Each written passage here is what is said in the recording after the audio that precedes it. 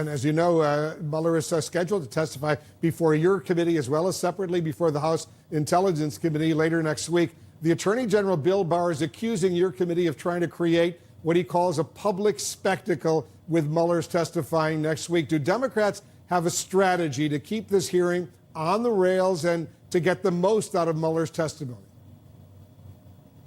We do. We will be asking the questions that we think they can let the public know what the Mueller report was about the issues of obstruction of justice and possibly some of the situation about Russia and some of the I think it was over 100 and maybe I'm not sure how many more contacts that the Trump campaign had with Russians. But we will go into those questions. We'll stick to the issues. It's the Republicans that are supposedly going after Mueller and trying to attack him on everything that's imaginable.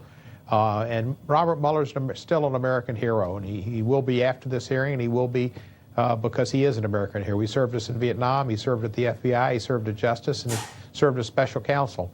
I wish he'd have come forth with more statements when Barr obviously tried to derail the direction or the overall emphasis in the report about there not being evidence that could exculpate the president from obstruction of justice. Instead, he claimed something else.